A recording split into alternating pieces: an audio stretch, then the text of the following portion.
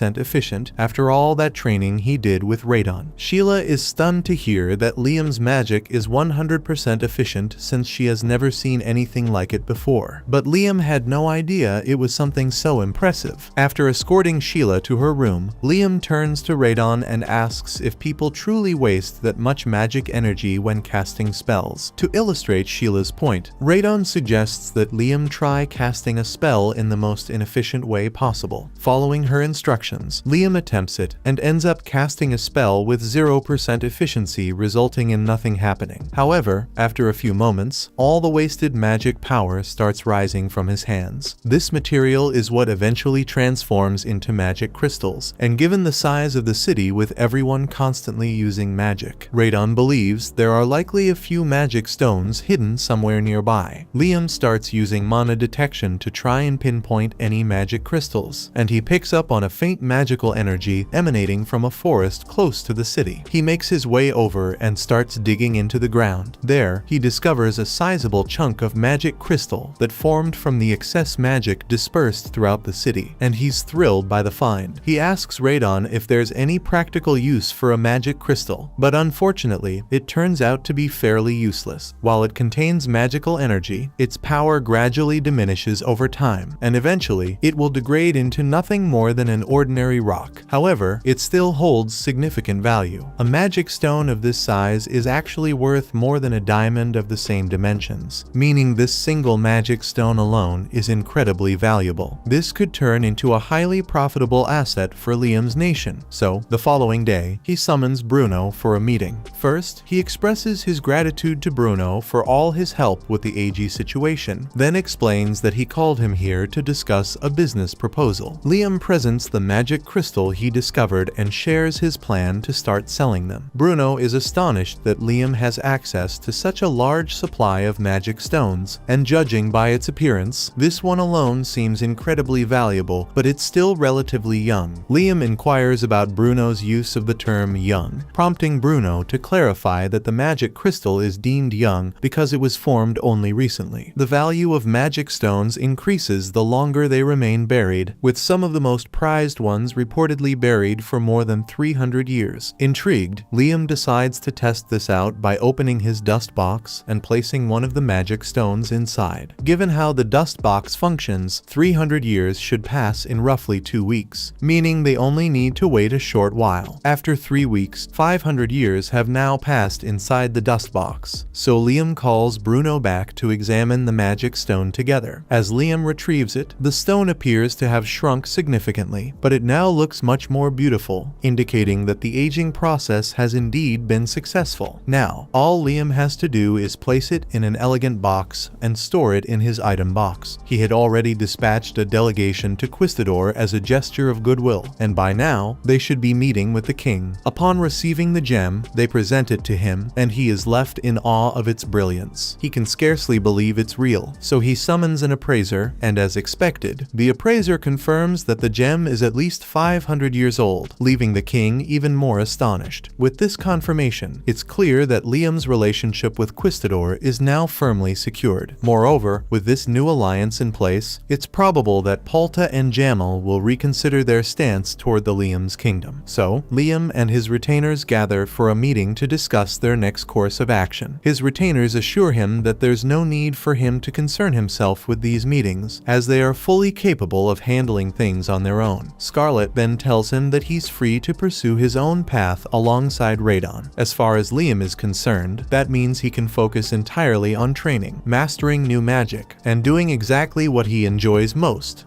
That was it for this anime. Watch this next video on screen and subscribe to not miss more recaps.